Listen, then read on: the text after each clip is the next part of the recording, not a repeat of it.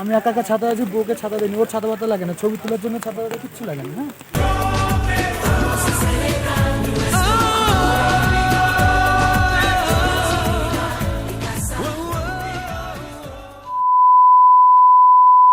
Hello everyone, আমার চ্যানেলে তোমাদের আবারও জানাই স্বাগতম।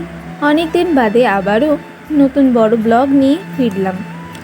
তো এটা ছিল আমাদের হানিমুন ট্রিপের লাস্ট ডে মিরিক লেক ভ্রমণের ব্লগ। শুধু মিরিকই নয়, রাস্তায় যেতে যেতে আমরা বেশ কিছু টুরিস্ট স্পট হল। প্রথমেই যেমন চলে আসলাম, এটা হলো লেপচা জগৎ। লেপচা জগতের চারিদিকটাই ছিল ঘন পাইন বনের অরণ্য, যেদিকে তাকাচ্ছি পাইন বন আর পাইন বন।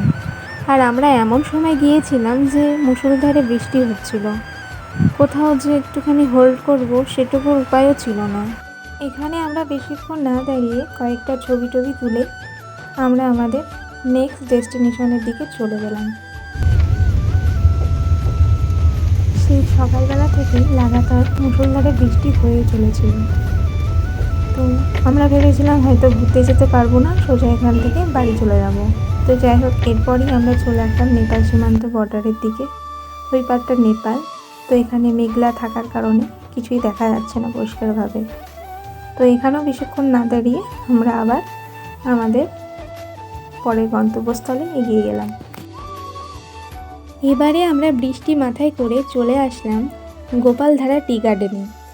এখানে এসে আমার মনে হলো দার্জিলিংয়ের চা বাগানের থেকে এখানকার চা বাগান বেশ উন্নত মানের।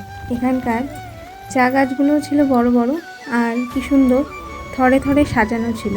আর ও দেখো আমাকে ফেলে রেখে হনহনিয়ে একা একা চলে গিয়েছে আর ওখানে গিয়ে নাচতে শুরু করে দিয়েছে।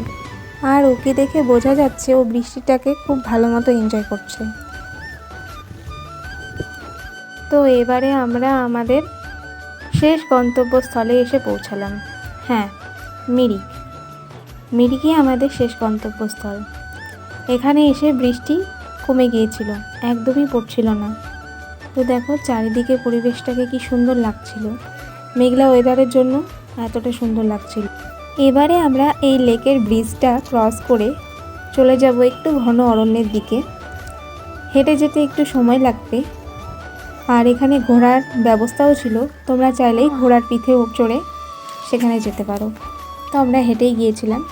পথে যেতেই তোমাদের একটা সিঁড়ি চোখে পড়বে, সিঁড়ি দিয়ে উপরে উঠেই একটা ছোট্ট মন্দির দেখতে পাবে। তো আমরা এখানে বেশ অনেকখানি সময় কাটিয়েছিলাম। তারপর আমরা আই লাভ মিরিকের দিকে গিয়েছিলাম। মিরিক লেক ভ্রমণই ছিল আমাদের শেষ গন্তব্যস্থল। এরপর আমরা বেরিয়ে যাব আমাদের বাড়ির উদ্দেশ্যে। আবার সেরেই শিলিগুড়ির দিকে রওনা দেব। আমার ব্লগ যদি তোমাদের ভালো লেগে থাকে একটা লাইক সাবস্ক্রাইব করুন। টাটা।